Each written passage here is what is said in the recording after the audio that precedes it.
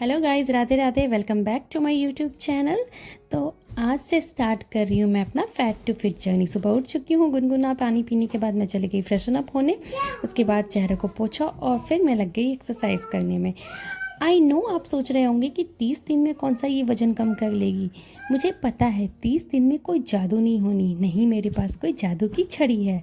पर इन 30 दिनों में मैं यूज़ टू हो जाऊंगी, यानी एक्सरसाइज, हेल्दी डाइट मेरे एक रेगुलर रूटीन का हिस्सा बन जाएगा। तो इस तरीके से मैं वो चीज़ अचीव कर पाऊंगी जो मैं करने की शुरुआत कर रही हूँ। तो सबसे पहले मैंने इसलिए 30 दिन का ही चैलेंज लिया है कि पहले इसे मैं 30 दिन कर लूँ, उसके बाद ये ऑटोमेटिकली होता चला जाएगा।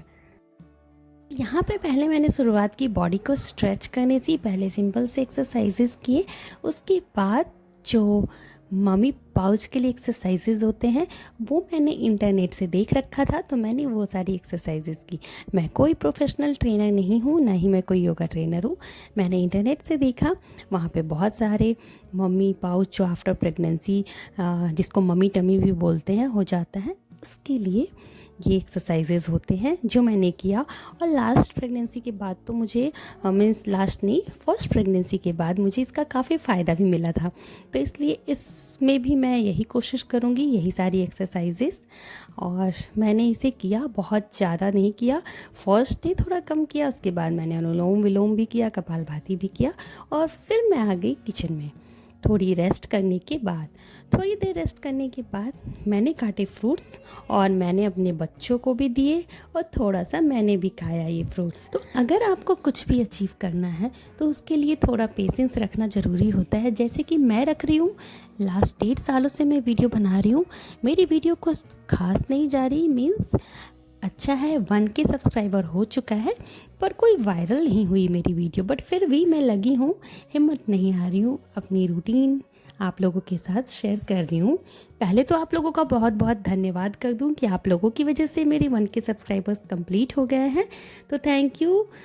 1K फैमिली हम कंप्लीट कर चुके हैं, आगे इसी तरीके से हमारा साथ बना रहेगा। तो फ्रूट्स कट करने के बाद और उसको खाने के बाद मैं आ गई फिर से किचन में, क्योंकि घर का डेली का काम भी तो करना होता है, वो तो हमें करना ही है। आप हाउसवाइफ हो या वर्किंग हो, दोनों का काम उतना ही मुश्किल होता है। अगर आप घर में भी होते हो तो भी आपको काफ़ी कुछ मैनेज करना होता है। अगर आप ऑफिस जाते हो तो उसमें भी सबका अपना अपना योगदान है, सबकी अपनी अपनी प्रॉब्लम्स है। हाउसवाइफ होने का मतलब ये नहीं है कि आप कुछ नहीं करते हो या फिर आप बिल्कुल ही किसी काम के नहीं हो, क्योंकि घर में रह कर के बच्चों को संभालना भी एक बहुत बड़ी जिम्मेदारी है। खास करके आजकल के टाइम पे, जहाँ आप देख सकते हो कि हर किसी पे विश्वास नहीं किया जा सकता। तो मैं तो इसको लेके काफ़ी ज़्यादा बहुत ध्यान रखती हूँ, क्योंकि मुझे अपने बच्चों का केयर खुद करना है। मैं किसी और पे नहीं छोड़ सकती अपने बच्चों को। अगर फैमिली में कोई हो तो कोई दिक्कत नहीं है, पर ऐसे बाहर हम किसी के ऊपर अपने बच्चों की जिम्मेदारी छोड़ के नहीं जा सकते, ऐसा मेरा सोचना है। बहुत से लोगों को होता है, मजबूरी होती है, उनको जॉब करना है तो उनको छोड़ना पड़ता है बच्चों को। आई नो वो भी बहुत बड़ा काम कर रही है बच्चों को अपने से अलग करके, पर यहाँ पे मैंने चुना अपने बच्चों का साथ, क्योंकि मैंने भी बचपन में अपने माँ बाप का साथ मुझे भी मिला है, अपनी माँ का साथ उन्होंने भी हमारी टेक केयर की है, अच्छे से की है। तो मुझे भी अपने बच्चों को वही देना है, ताकि उनको भी याद रहे कि उनकी माँ ने उनके लिए कुछ तो किया है, कुछ तो किया है। तो चलिए, यहाँ पे मेरे बर्तन धुल गए हैं, मैंने सारे सिंक को साफ़ कर लिया है, और फिर इसके बाद मैं चली जाऊँगी अपने सोफ़े की सफाई करने, क्योंकि डेली तो नहीं करती, पर हाँ 2-3 दिन के बाद डस्टिंग करना ज़रूरी हो जाता है। मैं सोफ़े की डस्टिंग डेली नहीं करती, क्योंकि मैं झूठ नहीं बोलूँगी, ये पॉसिबल नहीं हो पाता आप डेली करें। तो 1-2 दिन के बाद हम कर देते हैं। कपड़ा लेकर के डीपली, कपड़ा लेकर के झाड़ना तो डेली होता है, पर डीपली कपड़े को थोड़ा सा गीला करके उसको पोंछना ये कभी कभार ही हो पाता है। तो इस तरीके से लाइफ में हमें अपनी घर की सफाई भी करनी है, सारे काम भी करने हैं। आप हाउस हेल्प की मदद ले सकते हैं, पर हाउस हेल्प आपके घर का काम उतनी सही से नहीं कर पाएगी जितना आप खुद करेंगे। भले ही कितनी भी हाउस हेल्प हो, अपने घर का काम तो खुद करना ही पड़ जाता है। तो इस तरीके से सोफ़े की सफाई की मैंने, टेबल की भी सफाई की। आज तो मैंने टेबल भी पोंछा। हर दिन मेरे टेबल पे कुछ नए चलचित्र नहीं, कुछ नए नक्शे देखने को मिल जाते हैं। आपको भी दिखाऊं क्या एक अच्छा सा चित्रकारी? आपने कभी अपने घर में ऐसी चित्रकारी देखी है क्या? कि आपके घर में भी ऐसी, ये देखिए, ऐसे कुछ सुंदर सुंदर सी चित्रकारियाँ होती है। मेरे घर में तो हमेशा ही होता है, कभी दीवार पे, कभी फर्श पे, कभी टेबल पे, कभी सोफ़े पे। तो इस तरीके से इसको अच्छे से रगड़ रगड़ के मैंने साफ़ करा। सोफ़े की भी साइड साइड मैंने पोंछे, क्योंकि कभी कभी कहीं डस्ट चला अगर जाता है तो उसको आप हल्के से गीले कपड़े से ही पोंछोगे तो वो साफ़ होता है। तो इस तरीके से मैंने अपना काम किया आज का।